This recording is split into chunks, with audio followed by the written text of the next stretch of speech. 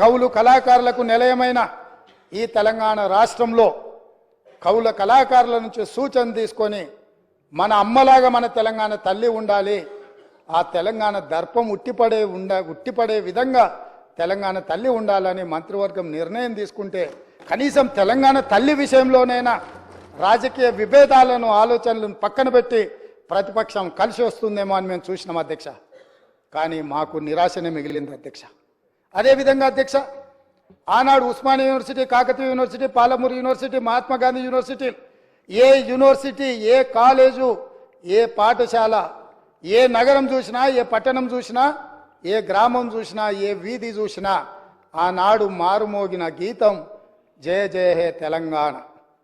ఈ గానం అందశ్రీ అనే ఒక కవి తెలంగాణ ప్రజలకు అందించి గుండెల నిండా ఊపిరి పీల్చుకొని లక్షలాది మంది తెలంగాణ ఉద్యమకారులు, నిరుద్యోగ యువకులు, విద్యార్థులు తెలంగాణ ఉద్యమంలో ముందు భాగాన నిలబడి పోరాటం చేసి ఆనాటి పాలకుల యొక్క దాష్టికానికి నేల కొరిగినా కూడా జయ జయ హే తెలంగాణ నినాదంతో ఈ తెలంగాణ రాష్ట్రాన్ని సాధించినరు.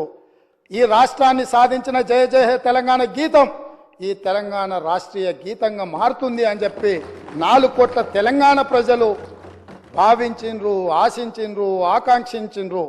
కానీ ఈ గొప్పతనం ఒక దళిత బిడ్డకు, ఈ గొప్పతనం ఆనాడు ఉద్యమాన్ని ఉవ్వెత్తున ముందుకు నడిపించిన ఒక ఉద్యమకారుడికి ఇవ్వకూడదన్న ఆలోచనతో, కుట్రతో నాటి పాలకులు జయ జయ తెలంగాణ గానాన్ని, గీతాన్ని తెలంగాణలో వినిపించకుండా నిషేధించినంత పనిచేసిండ్రు అధ్యక్ష. అందుకే ఈరోజు ఆ ఉద్యమ స్ఫూర్తితో ఉద్యమాలను గౌరవించే పార్టీగా, ప్రజల పోరాటాలను గుర్తించి, ప్రజల యొక్క ఆకాంక్షలను మన్నించి, ప్రజల యొక్క ఆలోచనలకే అనుకూలంగా పరిపాలన అందించిన పార్టీగా జయ హే జయ హే తెలంగాణ గీతాన్ని రాష్ట్రీయ గీతంగా ఆమోదించినాం. కనీసం దాన్నైనా, కనీసం ఆనాడు ఉద్యమం, ఆనాడు రాష్ట్ర సాధనలో గత 9.5 సంవత్సరాలు వాళ్ళు అనుభవించిన అధికారానికి పునాదులు వేసిన ఈ గీతాన్ని రాష్ట్రీయ గీతంగా మేము ఆమోదిస్తే అభినందిస్తారేమో, అభినందించకపోయినా ఆహ్వానిస్తారేమో అని చెప్పి 4 కోట్ల తెలంగాణ ప్రజలు ఎదురు చూస్తే నిరాశనే మిగిలింది అధ్యక్ష.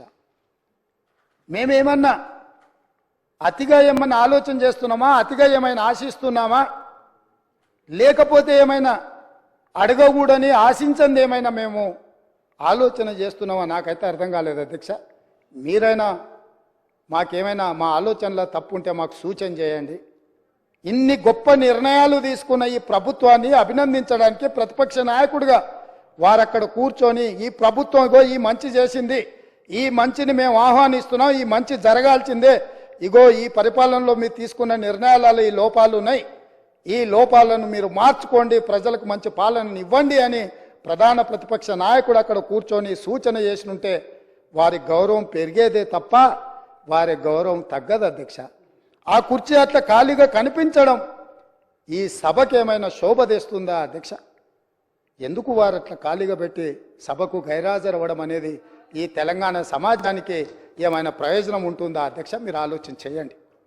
ఎందుకు అనంటే ఈ రాష్ట్రం మనది, ఈ ప్రాంతం మనది, ఈ నేల మనది, గాలి మనది, ఈ ప్రాంత అభివృద్ధి మనది.